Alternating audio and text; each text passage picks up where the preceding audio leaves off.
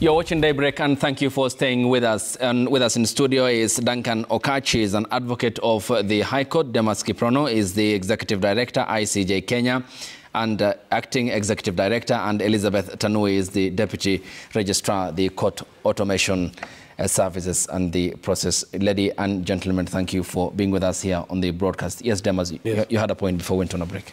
Yes, I was just trying to share the point that in a report done by the Law Society of the UK, basically they found that even as we embrace technology and innovation for access to justice, it cannot be a total substitute to certain systems.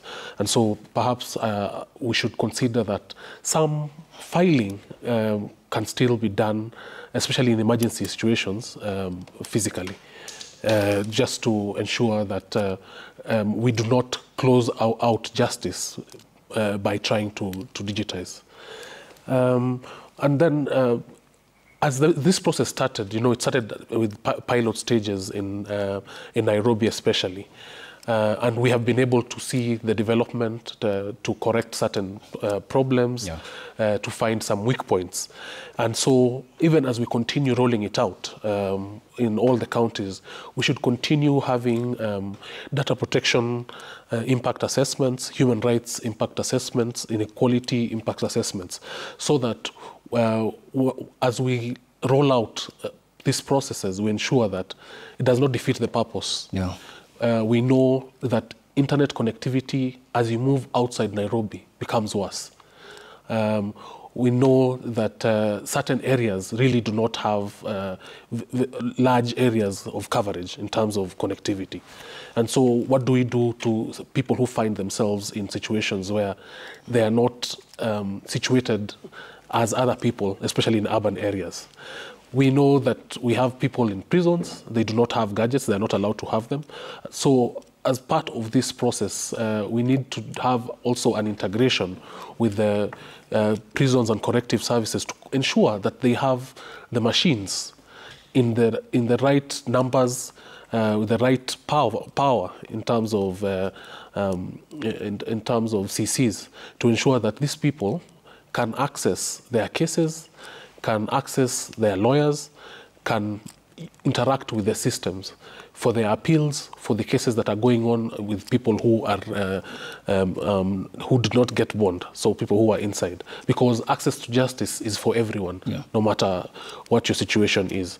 So there are processes that we can have as we continue to learn, as we continue to improve on the systems that we are using, to ensure that we move together as a country in terms of access to justice. So more or less, your proposal is that then we have a hybrid sort of operation as we progress to full digitization. Yes, and it's a good thing also because I know that there is integration now with the DPP's system, because the DPP also has the Wadlifu system, which is also an online platform for filing, for liaising with the police in terms of how evidence is gathered, and case tracking and management.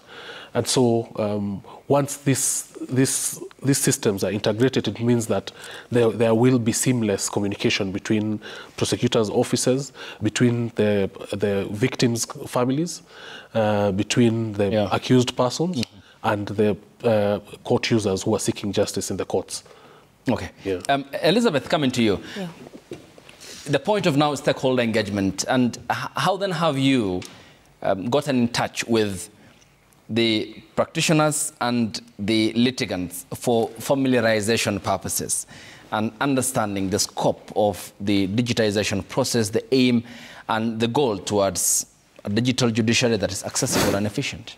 Thank you, Ayub. Allow me first to respond to what my colleagues have said in terms of the challenges that are currently there and what mitigating factors we have then put in place. So I will start with whether should we have hybrid or should we have an exclusive e-filing system. So the model that we have adopted is exclusive e-filing system, but we are not blind to the risk of digital exclusion. So what we have done is that whereas it is exclusive e-filing, we are not having a hybrid system. We have also ensured that we have e-filing support centers for those who are unable to access the system, for those who are having infrastructure issues, for those who do not have technical know-how. So how are those e-filing support centers situated? Yeah. One, you could come to the registry. We are not closing the registries. The registries are open. Yeah. By that I mean that you are coming to file physical documents. The registries are open for you to be assisted to e-file, because it's an exclusive e-filing system. So you bring your documents, we will scan it for you, we will even create an account for you, and we will take you through how to file that particular claim. Also, we have e-filing support centers outside court where we have, the customer care desks. Those are our e-filing support centers to assist you in terms of filing. Of course, we have the controversial issue of judiciary desks at the Huduma centers. We had wanted to have judiciary desks at the Huduma centers where the litigants, if you want to file, and you have, challenges, you are unable to file, you go to a Huduma center, and there you will get a judiciary staff inside there and who will assist you in terms of accessing this particular platform and taking you through how to file. So it is our judiciary staff, it is our e-filing platform inside that particular Huduma center. So the other one about, power issues and system downtimes, what are the mitigating factors that we have put in place? When there is a system downtime, any system can have a downtime. We've seen it across the country.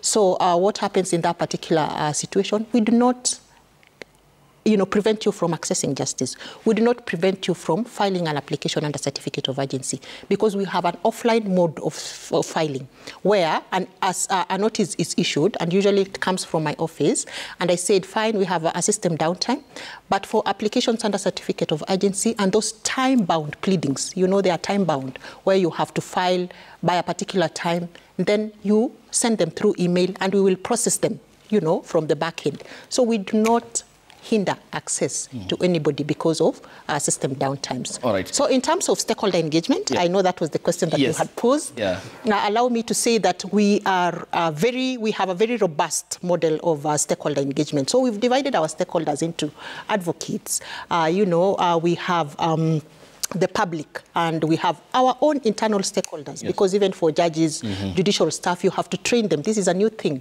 So we have a model, a curriculum of how we are training all of them. For lawyers, we have Kamkunji webinars, and take them through step by step. And our system is very friendly, because it takes you through the next step. So it has first step, it loads and prompts you on how to file the next step, like that. So we have an e-filing guide, and through the e-filing guide, we are able to train lawyers. But for the public, we have trained even cyber cafe owners, where, we want them to be able to understand our systems, so that if people have to go to them, then they understand how the system works, because we want them to, input the correct data for us to then make that process.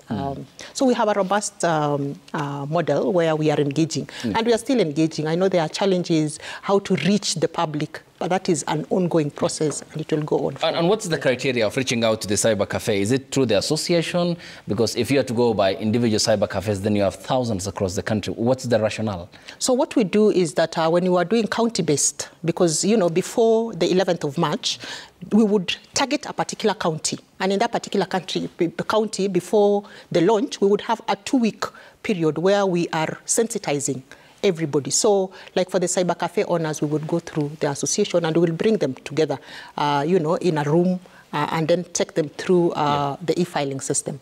And also when we are doing the public, webinars, and where even the advocates are brought on board, the link is sent across, so that for those who are able to join the link, then they join the link, and we are able to take them. We also go, physical. And for some, like when you were in Mandera, there are very few cyber cafe owners. So we would actually go direct to the physical infrastructure and take them through the system. Okay.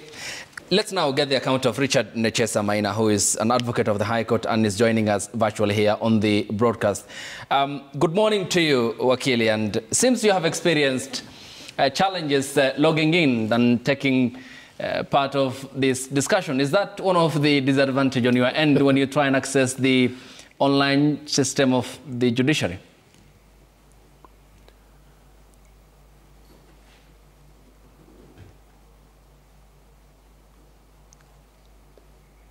Okay, we'll be getting to Wakili Richard Maina. I understand that you have not unmuted your mic, Wakili.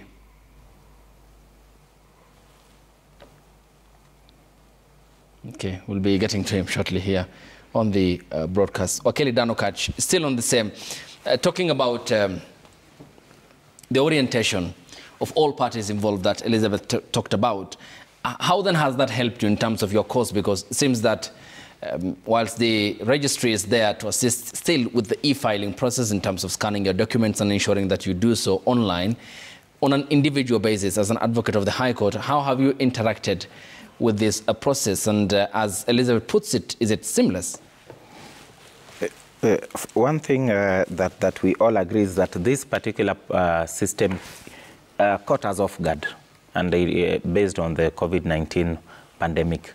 So there was no orientation, there was no promulgation per se. It was on 1st of July, Nairobi, we are starting the online system. So what happens is that most advocates were caught unawares. Even this issue that we are seeing of unmuting, it is still an issue that courts have to deal with daily to remind us we are speaking yet we've not unmuted. There are issues in terms of very embarrassing moments that we have seen because advocates have had and litigants have had their cameras on when they do not know. And it's something that we are working on, and I think with the due regard to this issue, the LSK has had a lot of seminars and webinars on this.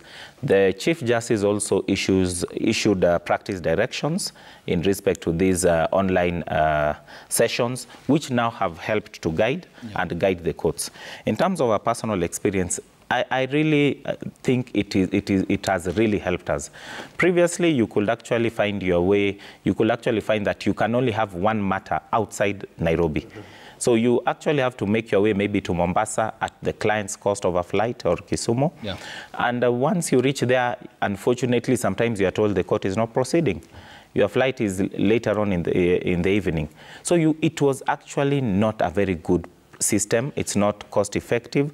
Nowadays, and I've seen many advocates applaud, they can actually attend matters in even 4 counties, 5 counties in the same, on the same day.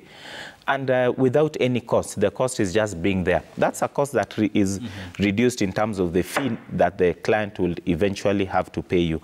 So it is very seamless. It's good. Advocates are encouraged to have very good internet connectivity because it allows seamless communication. When we are talking about even Court of Appeals and even the Supreme Court, I've personally attended many a times, and it's very easy because all you need to do is to be in your office. You don't need to now go physically to the Court of Appeal and now wait there and queue.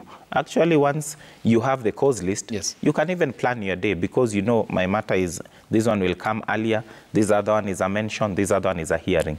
So it's easy to deal with that.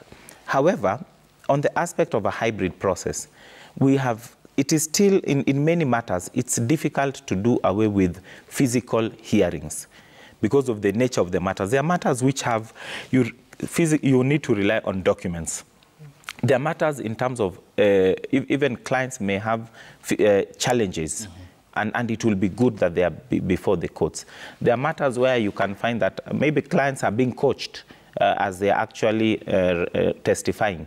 So there are aspects where we have said as lawyers, and I think this is the way to go. Yeah. Most hearings should, the norm of actual physical hearings should be physical, unless parties or the advocates agree that this is a matter that we can handle virtually. Yeah. But many a times, looking at the advantage, it is so good. It is seamless. It is easy. The connectivity is actually very good by courts. Courts start on time based on that because everyone has logged in. Yeah. And you can actually multitask. Even when I'm from here, I'm sure I know my matters today. There is this matter that will be number 2, and I'll be on time. If I'm not even on time, I can actually use one of your rooms and actually attend my court. The courts have no issue with that. Okay. And let me now get back Richard Nechesa Maina. He is an advocate of the High Court. Good morning again, Wakili, and we do apologize for the technical glitch.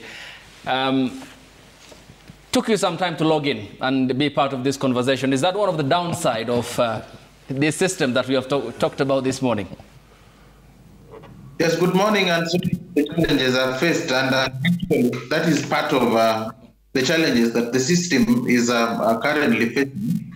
When we talk about digitization of the judiciary, I practice mostly in Western Kenya, where electricity and internet connectivity is still a challenge.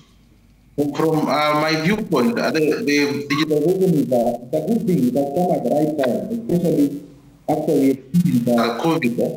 We have to come up with innovative ways of ensuring that we continue with our work, even as we deal with the pandemic. But now that we have settled and we know the challenges that we are facing, we should work on ensuring that we have backup power. For example, a station like Mumias, where I have practiced lately, you will find that you will not have electricity for about a week, and there is no backup generator. Once we don't have power, then we will not have electricity. Then the issue of filing cases and online hearing of cases will be a challenge.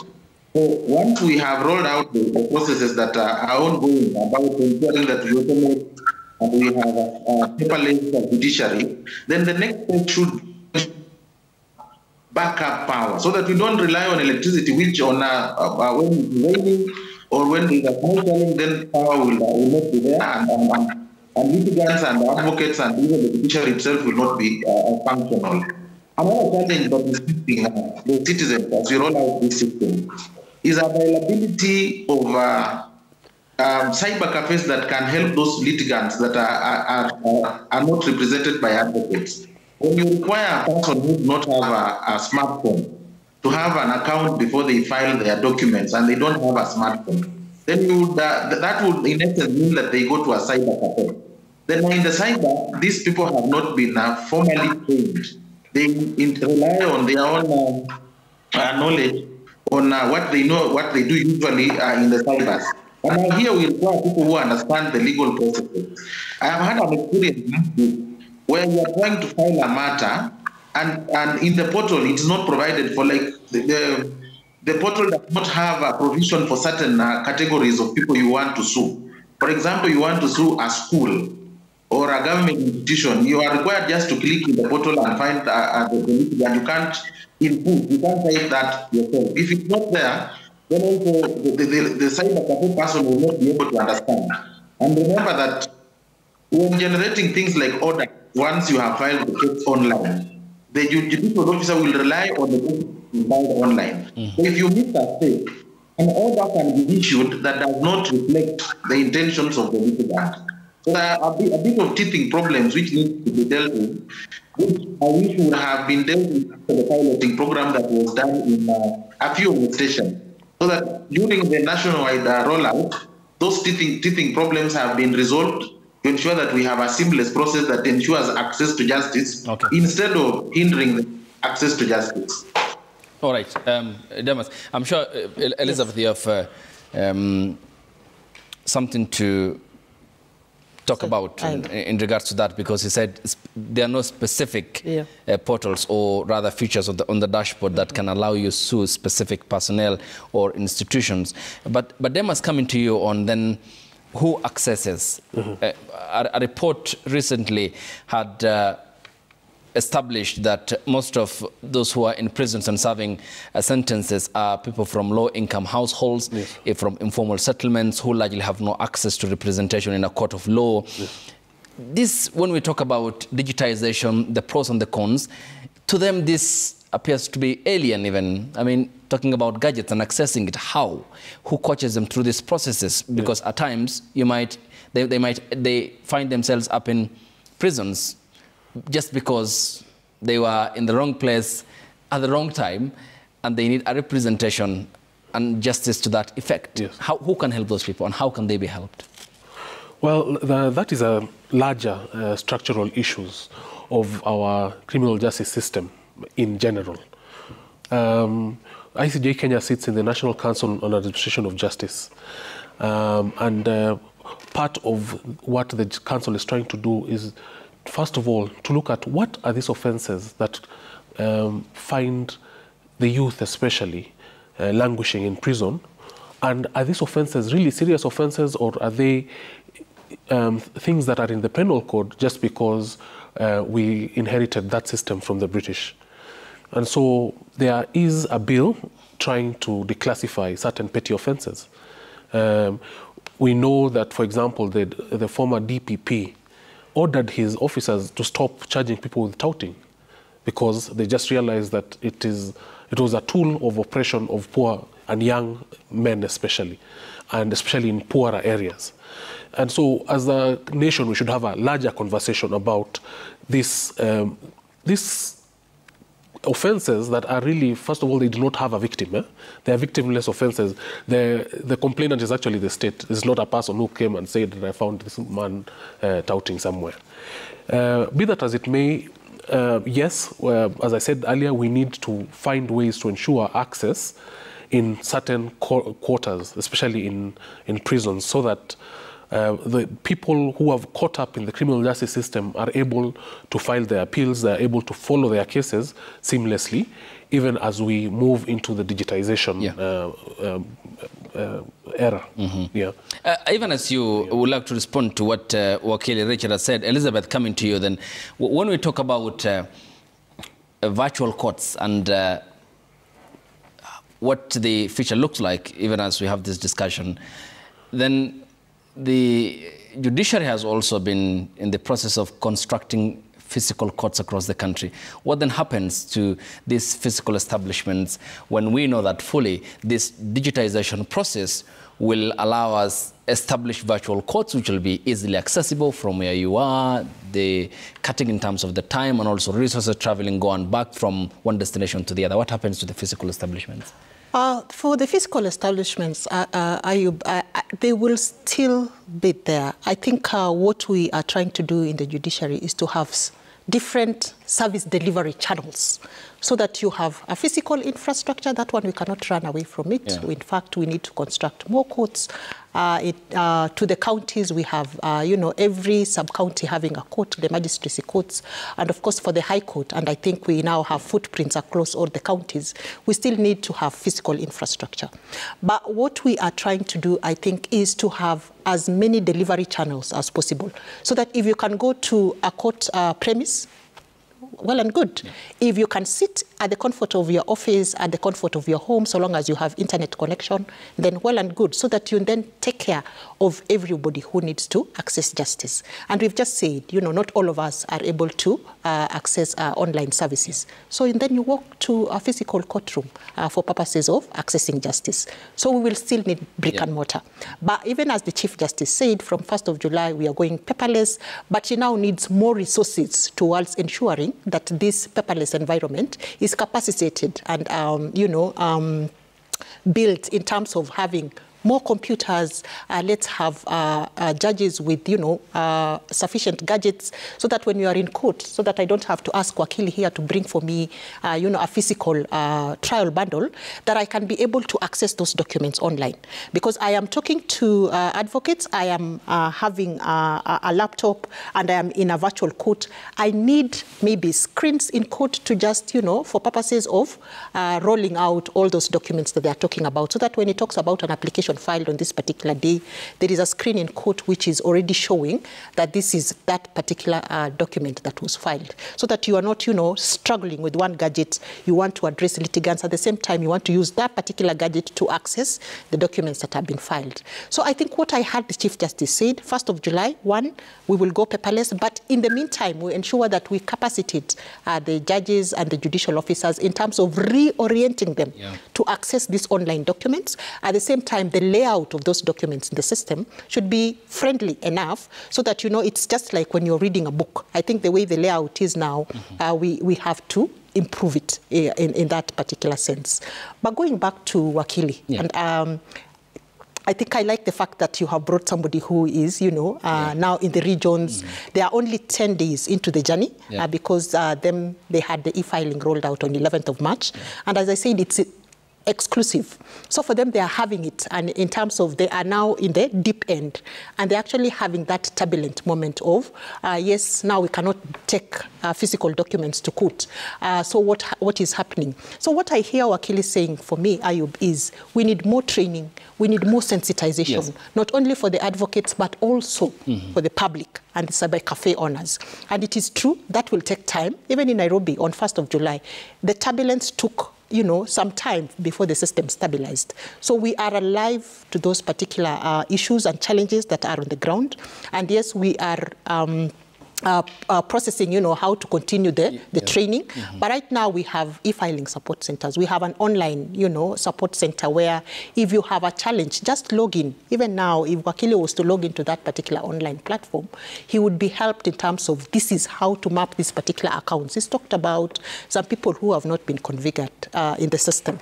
So we have state corporations which might not be in the system, but all those state corporations are there. It's just an issue of stakeholder sensitization. It is an issue of training. What I hear him saying is that we need more training. We need to be taken through this system. We cannot get these particular accounts. We know that they are there, but we know that they could be having those problems because, we are yet to fully train.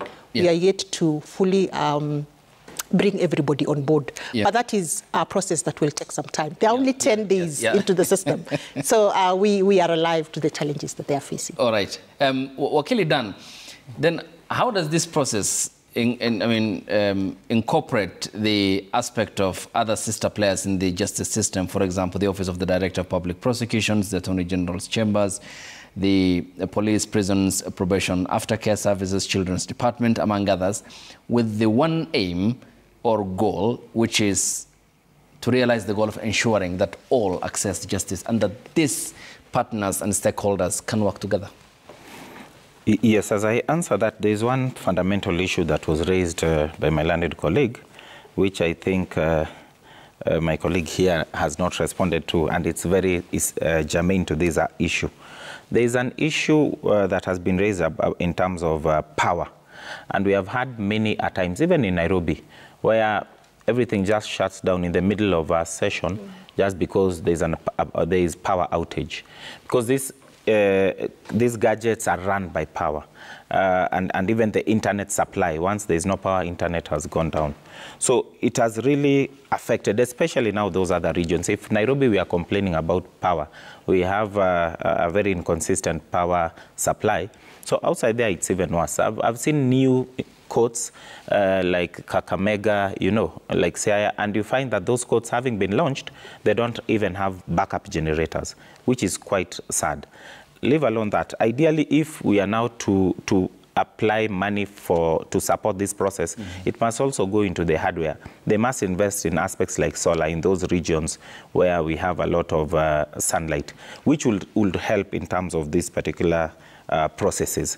But to also add on that, a lot of these payments are through online money platforms, M-Pesa and such. There are times that M-Pesa is down, even for 2 hours, 3 hours.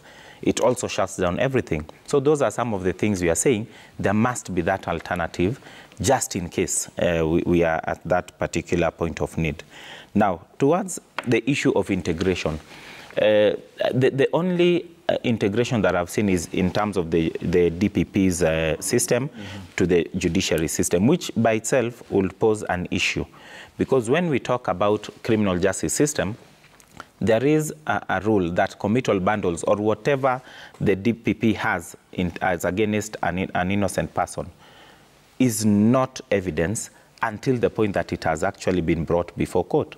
So once you integrate this, the court has access to this particular evidence that is with the DPP, which then negates the very fundamental issue of the doctrine of innocence until proven guilty. Because some of this evidence may not even be brought to court, but it may prejudice a court's mind, even at the point of maybe giving bail or such. So there are fundamental issues in terms of the constitutional requirements that must be met.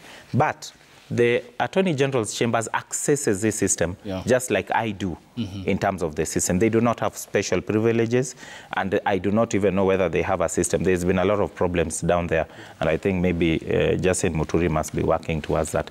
But at least they should emulate. It is important that those government agencies also have their functional systems which can tap into these other systems because they work in harmony. There is no way that this system will work if we do not integrate them with these specific sectors.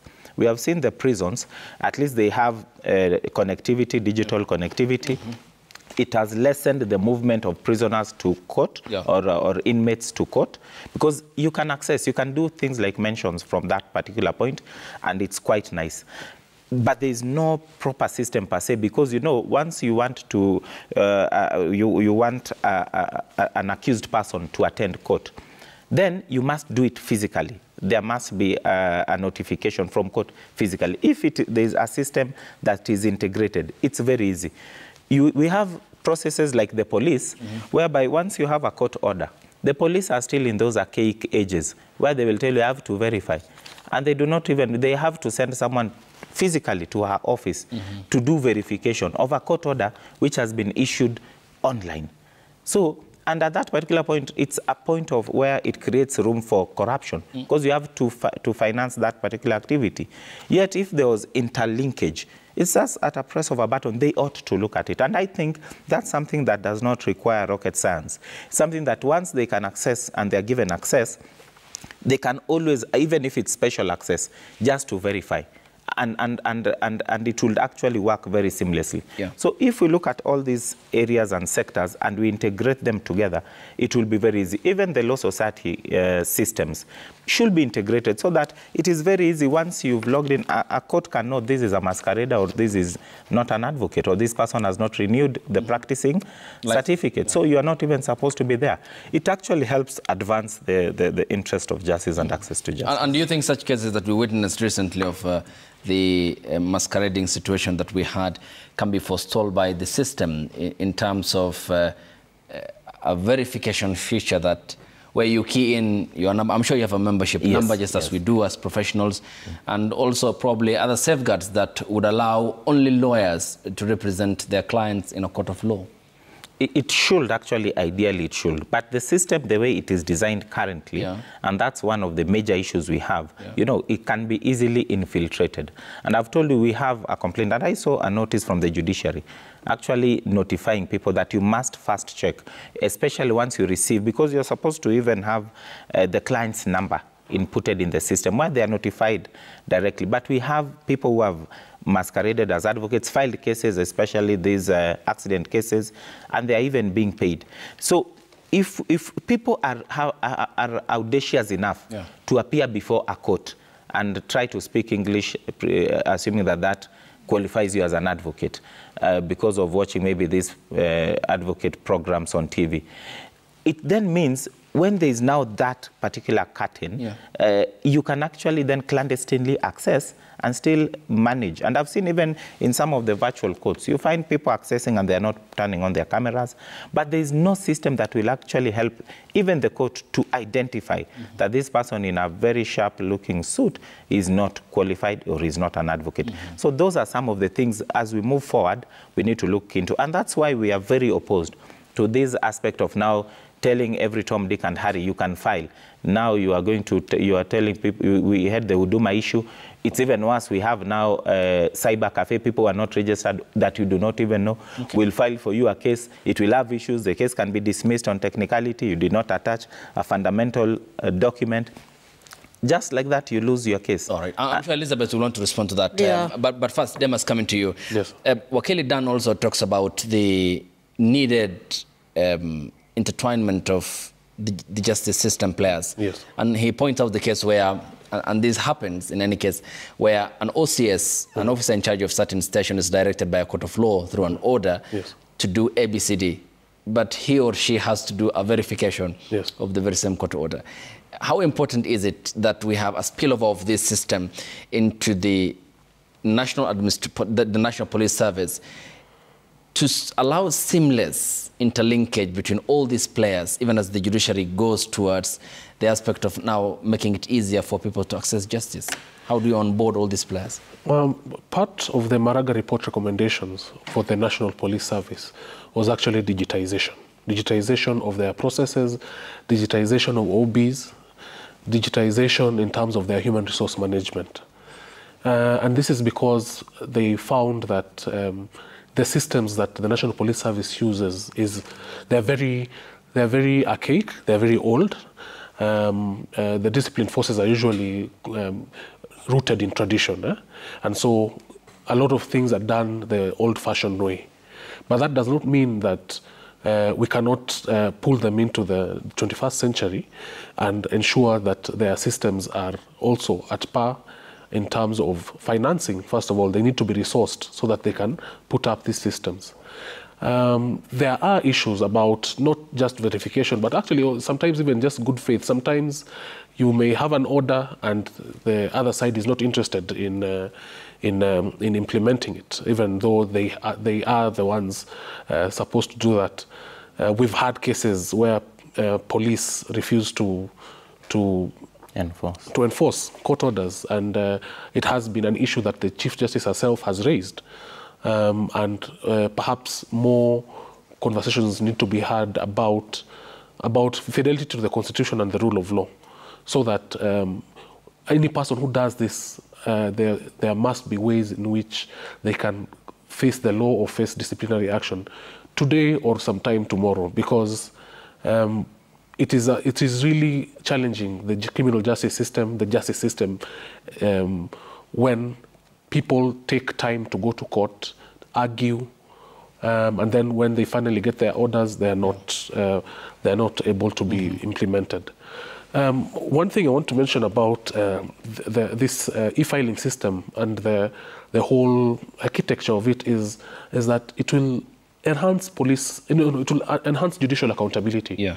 Because now you can get reports on court stations, how many adjournments, why are there adjournments, how many people are charged under X, Y, and Z. So that we'll not find a situation where we'll need to have, like the 2015 audit of the criminal justice system. This data can easily be pulled out from the new system. And I was watching the demonstration live when the Chief Justice was doing the launch. And it is very interesting what data you can find, even in the back end, not really necessarily us in the front, but at the back end, the judiciary itself. Yes. They can learn a lot about the stations that are working, the ones that are not, and put in measures to enhance access to justice. Yes, Elizabeth, before we sample the feedback. So in regards to what Wakili Dan had Yes, in regard to what Wakili has said, in terms of, sieving out the masqueraders, the way the e-filing system has been configured and developed is that you have different accounts. So for law firms, you can have a law firm account. For a law firm account, then you have the details that go into having a law firm. Yeah. And that is how we have developed that system. You have to give the details of, that particular law firm. If you're an individual, you have a unique identifier as an individual. You have your ID. For an organization, there's all that goes into forming an organization. So I know it's true that we have issues in terms of how do we then say that these particular advocates are practicing in this particular law firm because they log in using a law firm account. But you see, once you log in using a law firm account, we do not know how many advocates are particularly practicing in that particular law firm. So that calls for the need to have an integrated system. And I agree with this discussion that we've had here, that we need to have all these actors in the justice system integrated. So we have one integrated system, right from the law firms, right from the police, of course, the ODPP now is integrated with ours, and even through the prison, so that we have one seamless system. And I know that is a conversation which is now at the National Council for Administration of Justice. There is a whole committee that is right now conceiving, conceptualizing how this particular integrated system will work. So that once, for instance, you have been arrested, you can see how your journey is through the justice system. From the time you have been arrested to whether or not you're actually brought to court. And once in court, if you're taken to prison, you can see your journey through, the system, even through an online integrated system. She should be part of that committee. So that particular committee is in the works, and we hope that we'll have an integrated system. In terms of power, yes, the challenges are there, the infrastructure needs are there, and that is why we keep calling for, please resource the judiciary, because we need to have all this power, the infrastructure issues sorted out at the county levels. We need, alternative power. We need stable internet for us to run these particular systems. But we are now big also with, like the Google Connectivity Project. Yes. We are partnering with such to enable us, have stable internet across the counties. Thank you. Let's now sample the feedback, and I give you the final word here on the broadcast. This is what you said on X, formerly Twitter, and the hashtag is Daybreak. The SMS code is 22422 at Citizen TV Kenya. SAO says embracing digitization is crucial. We must acknowledge the existence of remote areas lacking power access. It's essential to ensure thorough training before full implementation, allowing Kenyans to adapt effectively. Infrastructure readiness is equally paramount. Okele Mwalimu says, even as the judiciary is working hard towards realization of digitization of court processes, we must urge them to also look for ways of enhancing speedy dispensation of justice. There must be hefty penalties to those who delay court proceedings through frivolous excuses.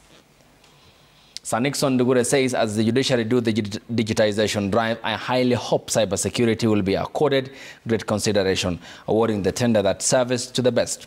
We have heard of nasty cyber attacks to government sites there before.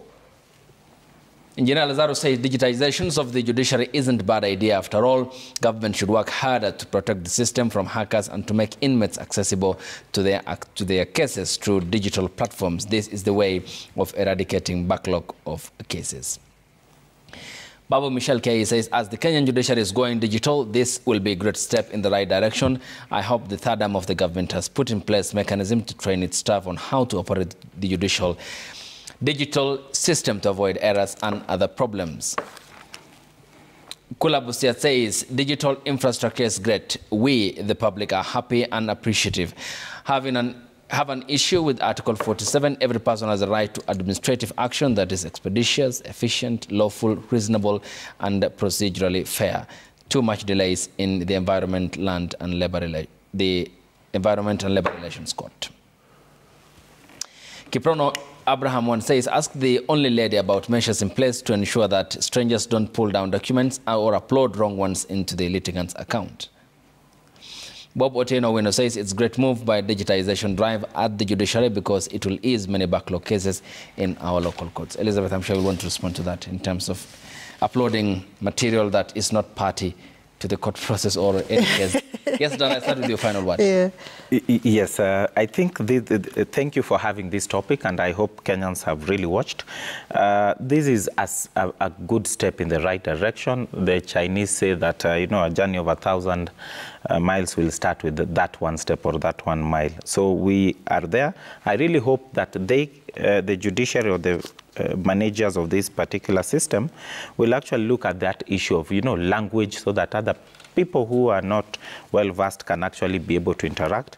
They can look at the people who are differently enabled so that they are able to deal with it, braille, those who are blind, those who can't hear, so that we are all within these particular parameters, and above all, the security around it. And I've seen most of the comments revolve around the security around this issue. But nonetheless, it is in line with the social transformation agenda. It is also inclusive, it is accessible, and it has improved the efficiency. For us as advocates, it could not have come at a better time. Thank you. Yes, Demas. The right to access information coupled with public participation were really enshrined under the Constitution to ensure that when public policy is being created or implemented or rolled out, that all stakeholders have a voice and know what's happening on their behalf, because no one has the monopoly of knowledge. and also that every person should be able to communicate what they are feeling, what the system is doing to them. And so I am glad that the judiciary is willing to listen, willing to learn, and so that as we continue rolling this out, we continue improving, safeguarding, so that every person is roped in to the journey of digital transformation and access to justice for everyone. Okay. Yes, Elizabeth, as you respond to the... Yeah, I will respond to that. So thank you for, for this show.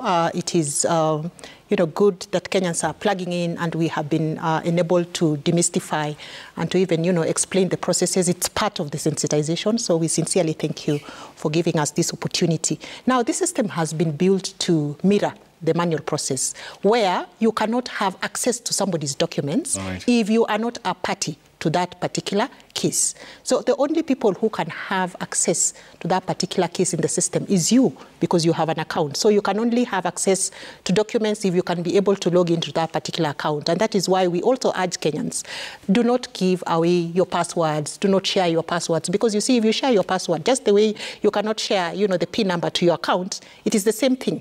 Because once you have, your account accessed by different people, then you do not know who can have access to the particular documents that you have in the system. Okay. So please secure yourself in terms of, if you have an account, make sure that the details to that account is secured. In terms of this process, we really want Kenyans to embrace it. Look at the time, that is being saved, look at the cost, and look at the efficiency, the way Wakili has said. Embrace the system, learn more about it. It is a very seamless system. It is a very friendly system. The more you use it, the more, it becomes seamless for you. So embrace and make use of it. Thank you. Your time is all appreciated, ladies and gentlemen. Elizabeth Tanui is the Deputy Registrar, the Court Automation Services. Your time is all appreciated. Hope we can continue this discussion here on the broadcast. Duncan Okach is an advocate of the High Court. Thank you, Wakili.